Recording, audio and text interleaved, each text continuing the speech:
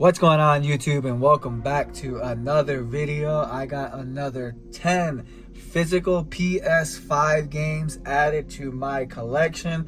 We got a couple low-key titles, a couple bigger titles, and a couple games that you probably never even heard of.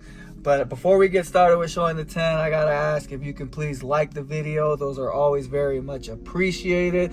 And a subscription also helps out my channel, guys. I'll be making a lot of PS5 videos. Every time I get another 10 games, I try to make another video for you guys to show what's in the collection. Pretty soon I'll be showing my game room tour, and I'll be showing you all the games that I have in my collection. But we'll get to that later. As of that, we'll go ahead and start off the video with the first game added being, I think it's called Neva. I don't know if it's Neva or Neva. But I played the game called Gris, and it was made by the same developers, Devolver and all that, made by the same people. And I thought Gris was awesome. I really like that game. The atmosphere is great. The music's great. And honestly, if you can kind of get into the theme of the game, that's even great. I believe the theme on that one kind of battles more like a depression and acceptance and grief and stuff like that. So some kind of deep meaning to the games. And I'm curious to see what this game's message is about.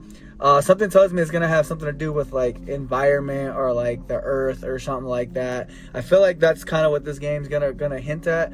I don't know, but I'm excited to play it, man. I love Gris, and I think this one's gonna be great too. It kind of looks like that same platformer, and I heard it has a little bit of combat added to it, man. So I'm excited to see that, because Gris had no combat. So I'm curious to see if this one really does have combat, like how they added to it. But yeah, Neva, super excited to play this one. Next up is a remaster, which is The Thing. I never got to play the original one. I believe the original one was I want to say a PS2 title. Might have been a PS1, I don't know. But I know it's an older title, and I know this is originally a movie. I have seen the movie. I saw it like a long time ago, though, when I was a lot younger. So honestly, I basically haven't seen the movie. I haven't seen it in so long. But I know it's like a horror style movie or whatever, and the game is kind of like based around that movie. Looking forward to playing it. I've been wanting to pick it up, but because it's a remaster, I don't really believe in spending too much on the remasters or whatnot. So I waited till it kind of hit sale, and I got it for 15 bucks on Amazon. I thought that was the perfect deal. And I did hear that this is one of the better remasters. Obviously, it's not going to be looking too much better because it is a much older game, but I heard they did a pretty good job with this one, and I'm looking forward to getting into this one too. Next up is Shin Megami Tensei 5 Vengeance. Now, I'm not sure if this one is also a remake or remaster or something like that, because I believe there was already a Shin Megami Tensei 5 already released, I think on the PS3 or PS4 or something like that. And like the Vengeance part, I don't know if it's an add-on or like a DLC that they added with it to kind of expand the story. I'm not too sure. I've never played a Shin Megami game before, but I do like Atlas a lot. They make the Persona games, I believe, and I like those. So I'm looking forward to getting into these, man. These JRPGs, or I think that's what they're called, JRPGs. It looks pretty interesting. The gameplay looks like my kind of game that I'd get into. But yeah, Shin Megami Tensei. Hopefully I like this one, and it'll kind of make me want to check out the older one. So we'll see. I'm looking forward to this one too. Next up is a game that I got to play with my son. It's just a little like fun to play with him.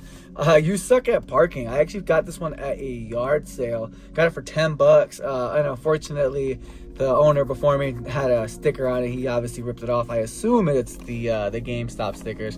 Everyone knows those annoying GameStop stickers, man. I don't know why they choose to keep doing that. It kind of ruins the case a little bit.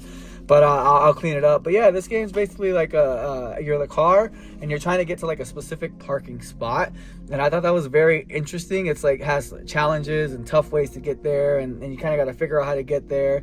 And I believe it is like multiplayer or co-op or something like that online.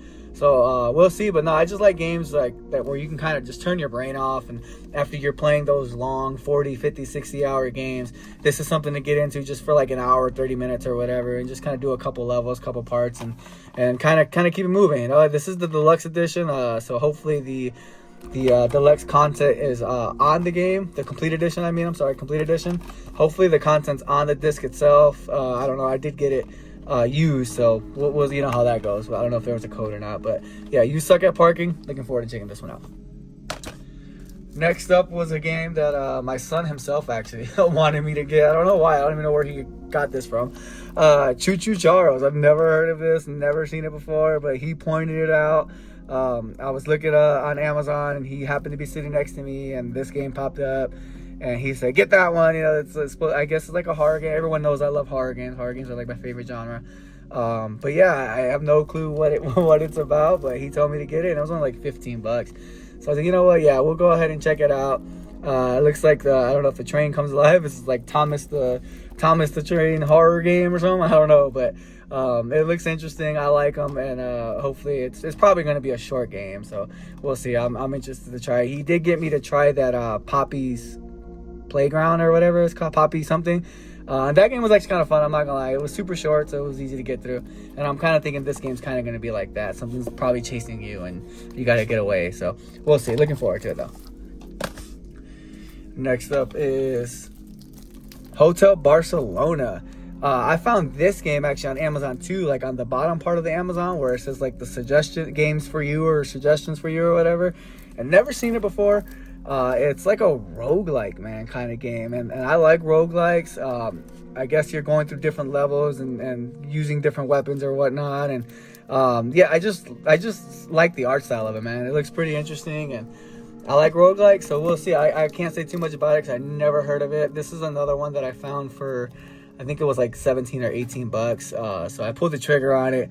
We'll see. I can't resist playing roguelike games. I love them a lot, so hopefully I like this one too. Next up is what everyone, I assume, is going to be their game of the year, Mind's Eye. Of course, I kid when I say game of the year. This game had, I don't even think it really had that much hype, to be honest. I don't know who was really hyped for it. I think that whole Grand Theft Auto, the guy that worked on it or whatever, because his name was somewhat attached to it, like it kind of got a little bit of hype, I guess, but I never really bought into it. And so then when it kind of flopped with the sales and the reviews and stuff, I kind of was like, you know what, I'm just going to wait till I find it really cheap. And sure enough, it hit the bargain bin pretty quick. Got it for $10, which I was like, you know what, I feel like every game is worth a shot at $10. So I pulled the trigger on it.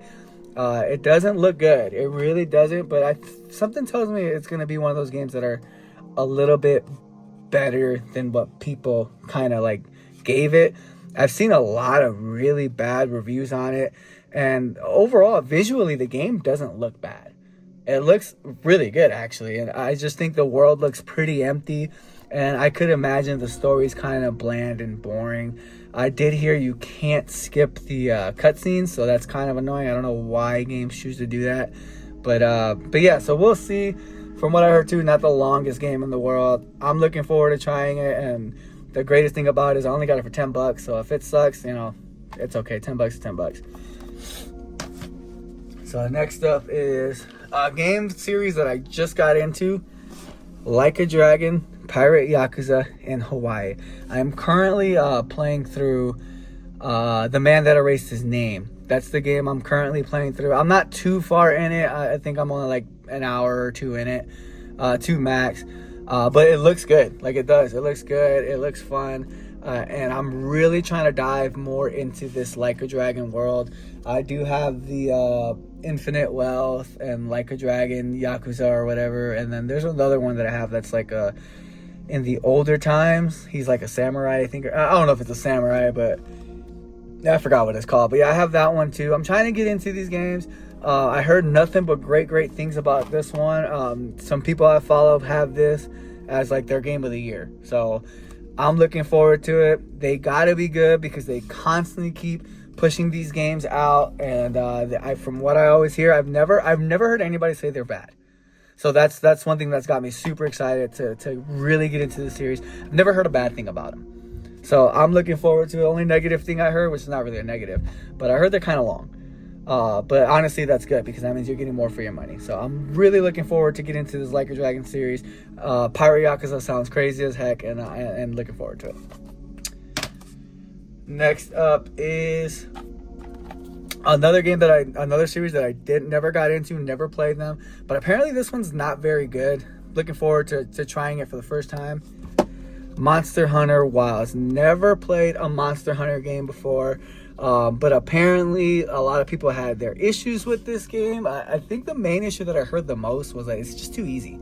That's like which I don't know how that's necessarily a bad thing, because usually when they're easy, they're less confusing and you kind of get through the game a little bit quicker. But from what I've heard, like, people like when Monster Hunter games can put like over 100 hours into it, and I guess this one, it's not really made for that. Like, it's pretty simple. Something about, you don't necessarily have to look for the monsters anymore. Like, they kind of point you in the direction or kind of tell you where they are. And I guess that was like the whole point of the original ones, was hunting them down and looking for them. And yeah, I don't know. Like I said, I've never played a Monster Hunter game before, but I played the demo. The demo looked pretty fun. It looked pretty interesting. I'm really excited to see the kind of monsters that are in this game. They got some crazy looking beasts in here, so I'm excited to see that.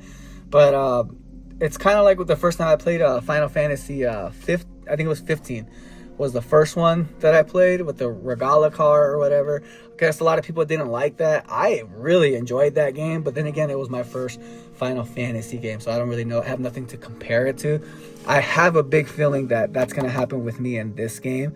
I have a feeling I'm really going to like it, and I'm going to be like, dude, what's everybody talking about? But then when I go play the other ones, I'm going to be like, oh yeah, this one's not as good as the older one. So we'll see. Monster Hunter Wilds, if you played it, let me know. If you got any advice for me to get into the Monster Hunter world, let me know. I'd appreciate it. But yeah, Monster Hunter Wilds, looking forward to it. And last for today's pickup is another game series that I never hit to. I think that was the theme of this video, is game series that I've just never got into. I'm playing the first one right now. Actually, I feel like I'm about halfway. I'm really enjoying it. It has part 2 and part 3. I own them both, but Mafia: The Old Country. Like I said, I can't say nothing about really judge the Mafia series yet, because I'm not done with the first one, but I am enjoying the first one. I've heard the second one is like the best one, and I heard the third one kind of falls off a little bit. And from what I heard from this one so far is that this one is good, but they did the right thing by not pricing it at $70, which I thought was awesome. I actually got this one off of OfferUp. I got it for $20. He gave it to me for $20, which I thought was a heck of a deal. So I'm looking forward to trying it. Like I said, I'm enjoying the first one. I've seen some reviews on it, and I guess one thing that a lot of people didn't like or kind of found a little boring was the knife mechanic, the whole like knife blade, fighting with knives and stuff. I don't know. I'll see for myself, but visually it looks good. I'm sure the story is great. But yeah, Mafia: The Old Country, looking forward to it. Like I said, I'm playing part 2. I'm going to play part 2, going to play part 3, halfway through part 1. Super excited to see if Mafia can be another series that I really get into. But yeah, guys, that's going to do it for today's video. I'll go ahead and show you the games one more time. Here it is right here. These are the pickups for this video. If you like the video, I'd appreciate a like, and don't forget to subscribe. You guys have a good one.